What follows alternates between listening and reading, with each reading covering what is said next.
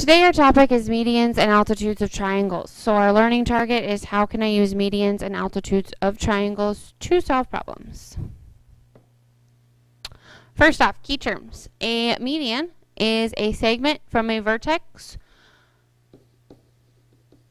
to the midpoint of the opposite side. So it goes from the vertex to the midpoint, so that would be halfway. It splits that in half, goes to the opposite side. Centroid is the point of concurrency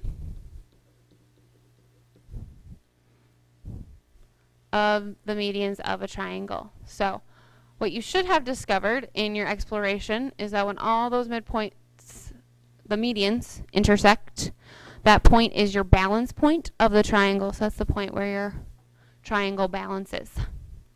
Concurrency of medians of a triangle. The medians of a triangle intersect at a point that is 2/3 of the distance from each vertex to the midpoint of the opposite side. You also should have discovered that in your activity, your exploration. So this length right here from the vertex to the centroid, so where the midpoints meet, the medians meet, is 2/3 the length of the whole piece. So the green piece is 2/3 the length of the red piece, which means that the remaining piece that I'm going to draw here in blue from the centroid to the midpoint would be 1/3 of the red length and half of the green length.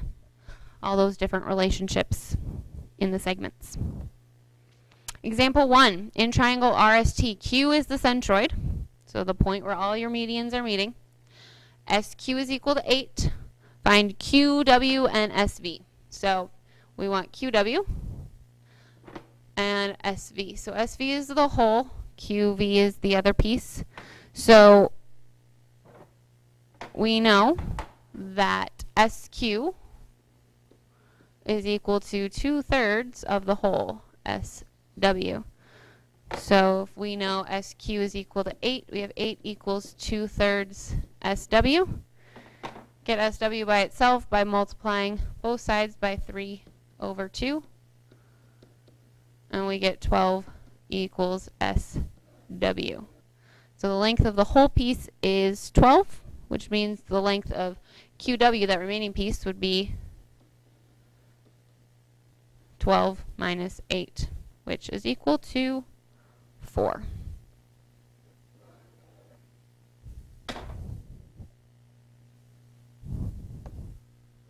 Example 2, the vertices of triangle FGH are F is 2, 5.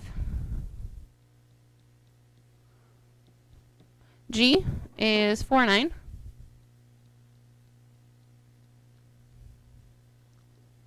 And H is 6, 1.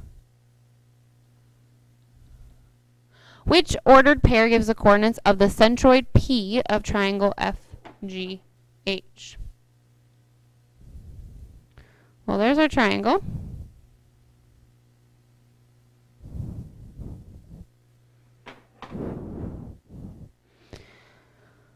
What would give the coordinates of the centroid? Well, we need to find the midpoint of the sides of our triangles so that we can,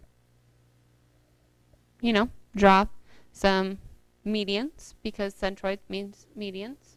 So if we find the midpoint of G and H, G has the coordinates 4, 9, H has the coordinates 6, 1. Midpoint formula is you take the sum of the two x coordinates divided by 2, and you take the sum of your y coordinates and divide them by 2. X coordinates are 4 and 6. We do 4 plus 6 divided by 2. Y coordinates are 9 and 1. So 9 and 1 divided by 2. 10 divided by 2 is 5. 10 divided by 2 is 5. So the midpoint of GH would be 5, 5. So if we connect 5, 5, it's right there. We can make a nice horizontal line right there. So we know that F, we'll call this point P. FP is 3 units long. We can count that. It's 1, 2, 3. 3 units long for FP. So if FP is 3 units long, we know that from the vertex of a triangle to the centroid, it has to be 2/3 the length of the whole segment. So 2/3 of FP, which is 3, so 2/3 of 3 would be equal to 2. So we know that the length from the vertex F to the centroid, where all the medians meet, needs to be 2 units. So we go 2 units in, put a point there, and that's where our centroid would be. So it would be at 4 on our x-axis and 5 on our y-axis. So the point 4, 5 would be the location of our centroid.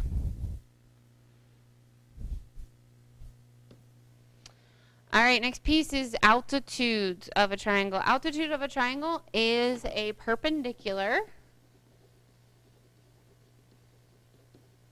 segment from a vertex to the opposite side, or a line that contains the opposite side. Orthocenter is the point of concurrency of the 3 altitudes of a triangle. So an altitude goes from a point to the other side of the triangle, and it's perpendicular. Here's the triangle. From this point to this side, we'd have to extend the side of the triangle to get the height, the altitude. But you can extend the side. Concurrency of altitudes of a triangle. The lines containing the altitudes of a triangle are concurrent. We call that point the orthocenter. The lines containing AF, BE, and CD meet at G.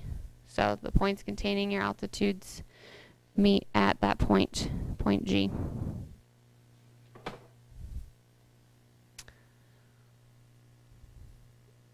So the orthocenter, P, in an acute, right, and obtuse triangle. In an acute triangle, it is inside the triangle. In a right triangle, it is on the triangle. In an obtuse triangle, it's outside of the triangle. So the meeting point of your altitudes is at different locations depending on the type of triangle that you have. All right, lastly, putting it all together, all the pieces that we've learned this unit. We've learned perpendicular bisector, angle bisector, median, altitude,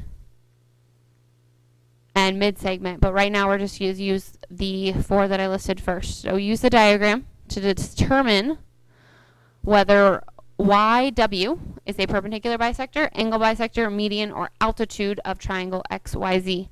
There may be more than one right answer. So, using the given information, we have YW is perpendicular to XZ.